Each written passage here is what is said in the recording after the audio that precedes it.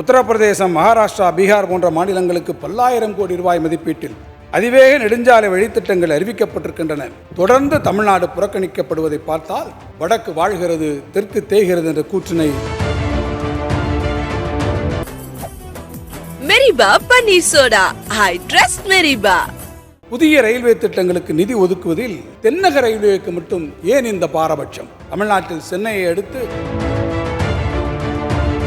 உத்தரப்பிரதேசம், மகாராஷ்டிரா போன்ற 2 மாநிலங்களை நான் சொல்லுகிற போது இயல்பாகவே உங்களுக்கு ஒரு கேள்வி வரும். உத்தரப்பிரதேசத்தை சொல்லுகிறார், மகாராஷ்டிராவை சொல்லுகிறார், ஒரு குறிப்பிட்ட மாநிலத்தை தமிழ்நாட்டின் நிதி மற்றும் தமிழர்களின் உழைப்பை பயன்படுத்தி கட்டப்படும் வீடுகளுக்கு பிரதம மந்திரியினுடைய பெயர் நீங்கள் வைத்துக் கொள்கிறீர்கள். ஆனால் பரவாயில்லை, பிரதமருடைய பெயரை வைப்பதிலே மீண்டும் நான் ஒன்றிய அரசை நோக்கி ஒரு 10 கேள்விகளை இறுதியாக வைக்க விரும்புகிறேன். தலைநகர் டெல்லியினுடைய செங்கோட்டையில் சுதந்திர தின விழாவில் மாநிலங்களை கலந்து ஆலோசிக்காமல் கூட்டாட்சி தத்துவத்திற்கு எதிராக அறிவிக்கப்பட்ட புதிய சரக்கு மற்றும் சேவை வரி சீர்திருத்தங்களை பார்க்கும்போது இது நாள் வரை நாடெங்கும் உரத்த குரலிலே ஒலித்துக் கொண்டிருந்த கோஆபரேட்டிவ் ஃபெடரலிசம் என்பது வெற்று முழக்கம் என்பதை ஒன்றிய அரசினுடைய அதிகார பீடத்தில் இருக்கக்கூடியவர்களை பார்த்து கேட்கிறேன். இது வெற்று குரல் என்பதை நீங்கள் ஒத்துக்கொள்கிறீர்களா? நாட்டிலேயே உயர்கல்வி சேர்க்கையில் முதலிடம் வைக்கும் தமிழ்நாட்டை பள்ளிக்கல்வி மற்றும் உயர்கல்வியில் அனைத்து வகை குறியீடுகளில் முதன்மை பெற்ற மாநிலம் ஒன்றான தமிழ்நாட்டின் மீது புதிய கல்விக் கொள்கை வாயிலாக இந்தி திணிப்பை மீண்டும் கையில் எடுத்து பிஞ்சு குழந்தைகளின் கல்வியையும் ஆசிரியரின் வாழ்வாதாரத்தையும் சேர்த்திடும் ஒன்றிய அரசின் செயல் மாற்றாந்தாய் மனப்பான்மை இல்லையா? வாராவாரம் நடைபெறும் ஒன்றிய அமைச்சரவை கூட்ட முடிவுகளில் உத்தரப்பிரதேசம், மகாராஷ்டிரா, பீகார் போன்ற மாநிலங்களுக்கு பல்லாயிரம் கோடி ரூபாய் மதிப்பீட்டில் அதிவேக நெடுஞ்சாலை வழித்திட்டங்கள் அறிவிக்கப்பட்டிருக்கின்றன. ஆனால் தொடர்ந்து தமிழ்நாடு புறக்கணிக்கப்படுவதை பார்த்தால் வடக்கு வாழ்கிறது, தெற்கு தேய்கிறது என்ற கூற்றினை உறுதிப்படுத்தக்கூடிய வகையில் ஒன்றிய அரசு செயல்படுகிறதா? பறந்து விரிந்த இந்திய தேசத்தை ஒன்றிணைப்பதிலே ரயில்வேயினுடைய பங்கு மிக முக்கியமானது என்று வரலாற்று ஆசிரியர்கள் கூட கருதுகிறார். ஆனால் புதிய ரயில்வே திட்டங்களுக்கு நிதி ஒதுக்குவதில் தென்னக ரயில்வேக்கு மட்டும் ஏன் இந்த பாரபட்சம்? தமிழ்நாட்டில் சென்னையை அடுத்து கோவை மற்றும் மதுரை மாநகரங்களுக்கு மெட்ரோ ரயில் திட்டத்தை செயல்படுத்த கோரிய தமிழ்நாட்டு அரசினுடைய முன்மொழிவுகள் தலைநகர் டெல்லியிலே கடந்த 20 மாதங்களாக நீண்ட உறக்கத்திலே உறைந்து போய் இருக்கிறதே. காரணம் என்ன? நியாயம்தானா? அதே நேரம் உத்தரப்பிரதேச மாநிலத்தில் தலைநகர் லக்னோ மாநிலம் தவிர ஆக்ரா, கான்பூர், நொய்டா ஆகிய மாநகரங்களிலும் மெட்ரோ ரயில் திட்டங்கள் செயல்படுத்தப்பட்டு வருகின்றனவே. அதை போல மகாராஷ்டிரா மாநிலத்தில் மும்பையை அடுத்து புனேயிலும் நாக்பூர் மாநகரங்களிலும் மெட்ரோ ரயில் திட்டம் செயல்படுத்தப்பட்டு வருகிறது. உத்தரப்பிரதேசம், மகாராஷ்டிரா போன்ற 2 மாநிலங்களை நான் சொல்லுகிற போது இயல்பாகவே உங்களுக்கு ஒரு கேள்வி வரும். உத்தரப்பிரதேசத்தை சொல்லுகிறார், மகாராஷ்டிராவை சொல்லுகிறார், ஒரு குறிப்பிட்ட மாநிலத்தை ஏன் சொல்லவில்லை? அந்த மாநிலம் இந்த மாநிலமாகத்தான் இருக்கும் என்கின்ற உங்களுடைய ஊகத்தை நானும் ஊகித்துக் கொள்ளுகிறேன்.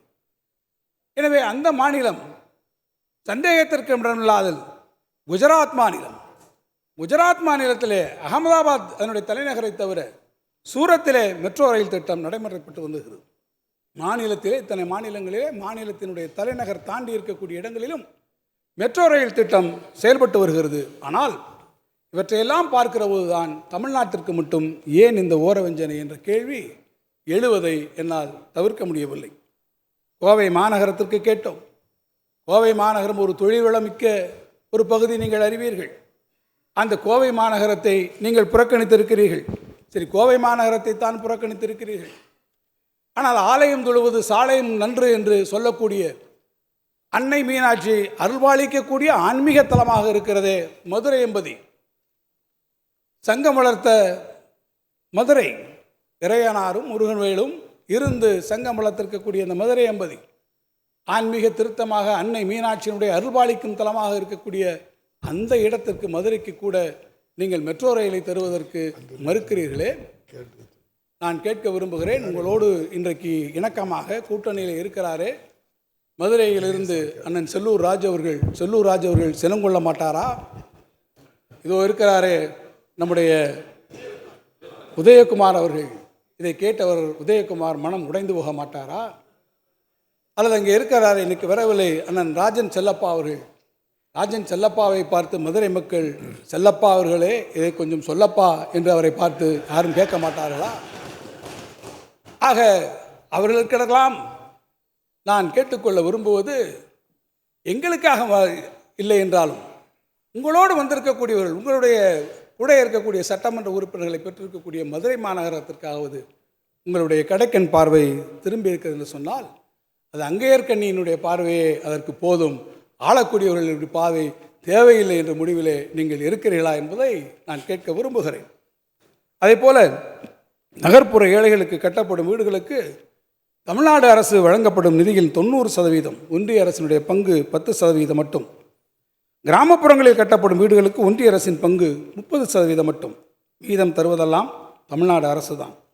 இப்படி தமிழ்நாட்டின் நிதி மற்றும் தமிழர்களின் உழைப்பை பயன்படுத்தி கட்டப்படும் வீடுகளுக்கு பிரதம மந்திரியினுடைய பெயர் நீங்கள் வைத்துக் கொள்கிறீர்கள். ஆனால் பரவாயில்லை, பிரதமருடைய பெயரை வைப்பதிலே நீங்கள் வைத்துக் கொள்வதில் எங்களுக்கு ஆட்சேபம் இல்லை. ஆனால் நாங்கள் கேட்பது, ஏன் அதற்கான உரிய நிதியை தமிழ்நாட்டிற்கு தர மறுக்கிறீர்கள்?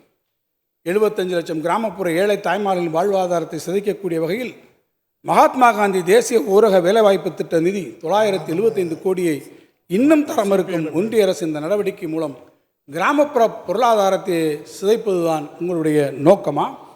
தேசிய சமூக ஓய்வூதிய திட்டத்தின் கீழ் ஓய்வூதியத்திற்காக ஒன்றிய அரசு வழங்கும் தொகை 200 ரூபாய் மட்டும்.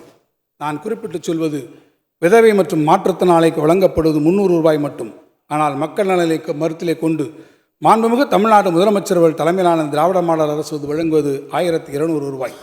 பள்ளி செல்லும் குழந்தைகள் முதல் குடிசைகளில் வாழும் ஏழை குடும்பங்கள், முதியோர் மற்றும் மாற்றுத்திறனாளிகள் பயன்படும் திட்டங்களுக்கு நிதியை குறைத்துவிட்டு புரியாத மொழியில் மட்டும் நீட்டி முழக்கி பேர் வைப்பதுதான் உங்களுக்கு வழக்கமா?